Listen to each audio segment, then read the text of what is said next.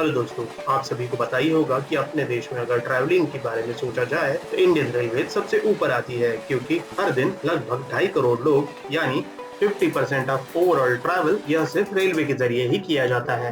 पर Indian railway अपने इस 150 साल पुराने इंफ्रास्ट्रक्चर को अपग्रेड करने के लिए क्या कर रही है, तो आज हम इस वीडियो में देखेंगे कैसे इंडियन रेलवे ने 10 प्रोजेक्ट शुरू किए हैं जो आने वाले 10 सालों में रेलवे का पूरी तरीके से नक्शा चेंज कर देंगे। तो चलिए शुरू करते हैं।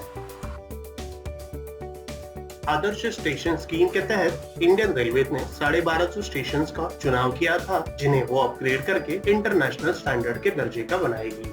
2019 साल के एंड में जब स्टेटस डिक्लेयर किया, तब तक लगभग 1150 स्टेशन पूरी तरीके से डेवलप हो चुके थे।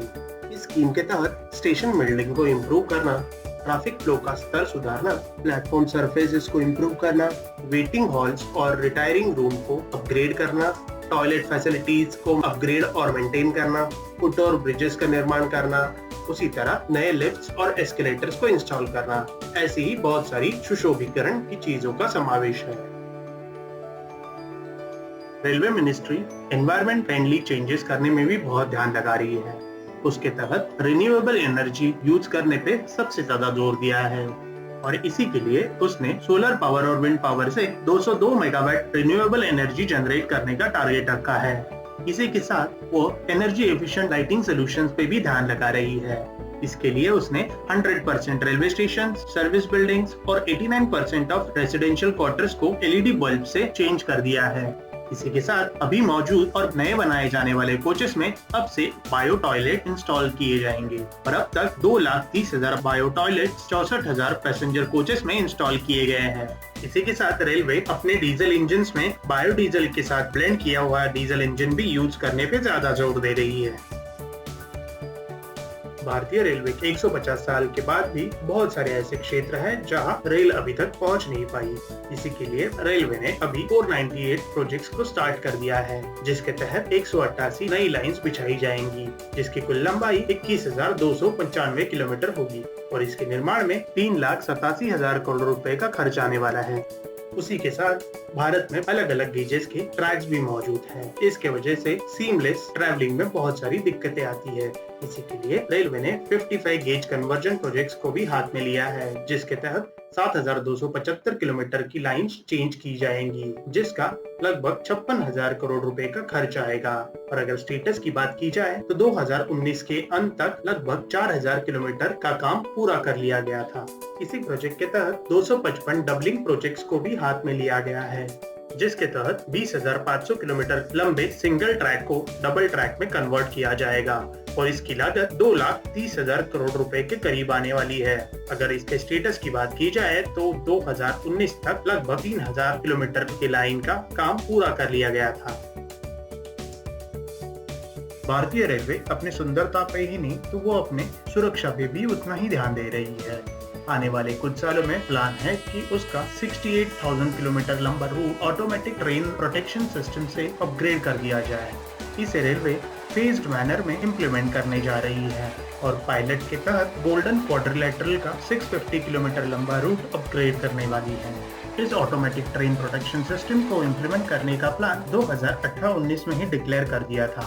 इस टेक्नोलॉजी के रेलवे में आने से लोको पायलट्स को सिग्नल से चूकने और ओवर स्पीडिंग से बचाया जा सकता है।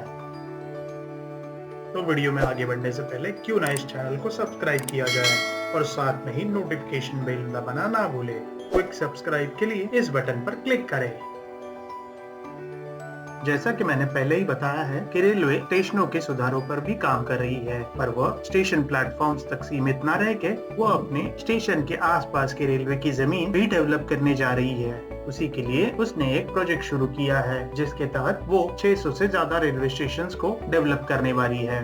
इस प्रोजेक्ट को फेज्ड मैनर में एग्जीक्यूट किया जाएगा, जिसके तहत पहला फेज अभी चल रहा है और इस फेज में 23 रेलवे स्टेशंस को डेवलप किया जाएगा, जिसमें महाराष्ट्र का Lokmanya Tilak, Pune, Thane, Mumbai central, Bandra terminus, Borivali, West Bengal का हावड़ा, आंध्र प्रदेश से विशाखापट्टनम, उत्तर प्रदेश से कानपुर सेंट्रल, इलाहाबाद, आसाम से कामाख्या, राजस्थान से उदयपुर, हरियाणा से फरीदाबाद, जम्मू कश्मीर से जम्मू तवी, आंध्र प्रदेश से सिकंदराबाद, विजयवाड़ा, झारखंड से रांची, तमिलनाडु से चेन्नई सेंट्रल, केरला से कोझिकोडे, कर्नाटका से यशवंतपुर और बैंगलोर कैंट और मध्य प्रदेश से इंदौर और भोपाल को डेवलप किया जाएगा।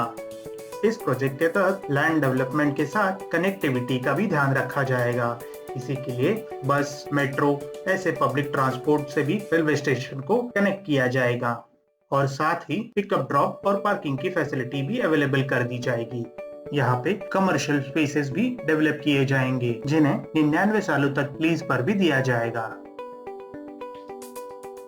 जब से मोदी सरकार भारत में चुन के आई है तब से उनका रिन्यूएबल एनर्जी पे ज्यादा ही फोकस रहा है। उसी का असर इंडियन रेलवेज में भी देखने के लिए मिल रहा है। रेलवे का प्लान है कि 2021-22 तक रूफटॉप सोलर प्लांट से 500 मेगावाट की बिजली पैदा की जाए और इसे पीपीपी यानी पब्लिक प्राइवेट पार्टनरशिप के तहत डेवलप किया जाएगा ताकि रेलवे को कोई कैपिटल एक्सपेंडिचर उठाना ना पड़े।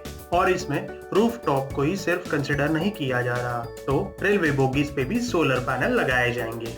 इन सोलर पैनल इंस्टॉलेशंस के लिए रेलवे स्टेशन का चुनाव अवेलेबिलिटी और फीजिबिलिटी के आधार पर किया जाएगा। अब तक रेलवे ने 248 मेगावाट कैपेसिटी के प्रोजेक्ट्स शुरू कर दिए हैं। करंट सिचुएशन की बात की जाए, 95 मेगावाट के rooftop solar panels 835 railway stations और बहुत सारे रेलवे बिल्डिंग्स पर लग चुके हैं।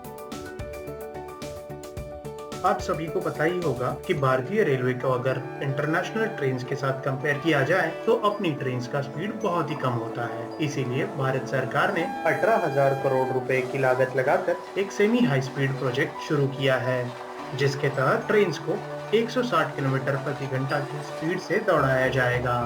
अभी इसके लिए 2 रूट्स आइडेंटिफाई कर लिए हैं। एक तो है जो दिल्ली से मुंबई तक जाता है और दूसरा कलकत्ता से दिल्ली तक जाने वाला रूट। रेलवेज की अगर मैक्सिमम स्पीड की बात की जाए तो वो 99 किलोमीटर प्रति घंटा है, पर वंदे भारत एक्सप्रेस के आने से वह अभी 104 किलोमीटर प्रति घंटा तक पहुंच चुकी है। अब भारतीय रेलवे मिशन रफ्तार के तहत रेलवे का स्पीड, सर्विस, सेफ्टी और कैपेसिटी बढ़ाने के लिए काम करेगी। अगर हम सिर्फ दिल्ली हावड़ा सेक्शन की ही बात करें तो रेलवे उस रूट पर 60% ज्यादा ट्रैफिक की आवाजाही कर पाएगी। तो आप समझ सकते हैं कि इस मिशन से भारतीय रेलवे को कितना फायदा होने वाला है। इस प्रोजेक्ट में सिर्फ स्पीड पे ही ध्यान न रखते हुए रेलवे के सेफ्टी और रिलायबिलिटी का भी ख्याल रखा जाएगा। उसके लिए mobile train radio communication, automated and mechanised diagnostic system लाया जाएगा और ऐसा अनुमान लगाया जा रहा है कि आने वाले 4 सालों में इस प्रोजेक्ट को पूरी तरीके से कंप्लीट कर दिया जाएगा। कहने के लिए भारत में रेलवे की शुरुआत होके 150 से ज्यादा साल गुजर चुके हैं, पर आज भी नॉर्थ ईस्ट के सारे राज्यों के कैपिटल को रेलवे लाइन से जोड़ा नहीं जा सका। इसीलिए भारत सरकार ने एक प्रोजेक्ट की शुरुआत की है। उसके तहत सारे राज्यों के कैपिटल्स को मेन लैंड तक जोड़ा जाएगा और इसीलिए नॉर्थ ईस्ट स्टेट्स के बजट एलोकेशन में 161% की बढ़ोतरी की। इस प्रोजेक्ट के तहत सारे कैपिटल्स को ब्रॉड गेज लाइन से कनेक्ट किया जाएगा और अगर करंट स्टेटस की बात की जाए तो सभी लाइंस पे जोरों शोरों से काम शुरू है और आने वाले 4 से 5 सालों में सभी लाइंस का काम पूरा कर दिया जाएगा। भारतीय रेलवे नेटवर्क की कुल लंबाई 66,000 किलोमीटर की है, पर इस पर से गुजरने वाली रेलगाड़ियों को 1.5 लाख से भी ज्यादा ब्रिजेस के ऊपर से गुजरना पड़ता है। इसीलिए रेलवे को इनके रखरखाव में भी ज्यादा ध्यान देना पड़ता है, जिसमें उनका रिपेयर और स्ट्रेंथनिंग का समावेश है। इस साल रेलवे ने 4,200 से भी ज्यादा ब्रिजेस के रिपेयर वर्क को हाथ में लिया है, जिसके लिए उसने लगभग 800 करोड़ रुपए का बजट आवंटित किया है।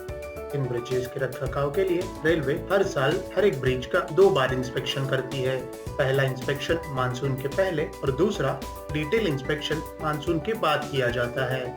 इस साल रेलवे ने 4,000 से भी ज्यादा ब्रिजेस का रिपेयर वर्क हाथ में लिया है और इस इंस्पेक्शन के रिपोर्ट के आधार पर ब्रिजेस को रिपेयर, स्ट्रेंथनिंग, रिहैबिलिटेशन और रीबिल्डिंग के कैटेगरीज में बांटा जाता है ताकि संभावित ब्रिजेस को पहले ही सुधार कर संभावित खतरे से बचा जा सके।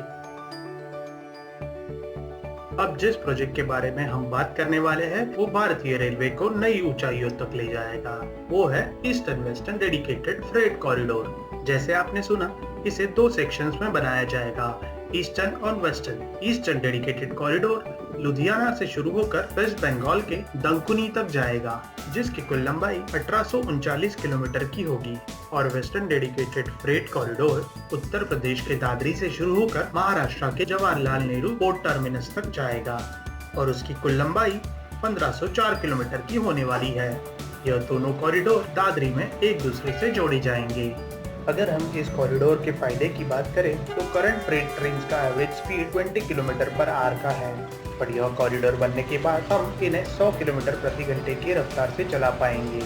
इतना ही नहीं, हम इनकी फ्रेट कैरिंग कैपेसिटी 5000 टन से बढ़ाकर 15000 टन तक कर सकते हैं, जिसके तहत हर ट्रेन से 400 तक कंटेनर ले जा सकेंगे। इसी तरह हम इस रूट पे 1.5 किलोमीटर से भी ज्यादा लंबी ट्रेनें भागते हुए देख पाएंगे। इन सब कारणों से फ्रेट ट्रेन का ट्रैवल टाइम लगभग 50% तक कम हो पाएगा।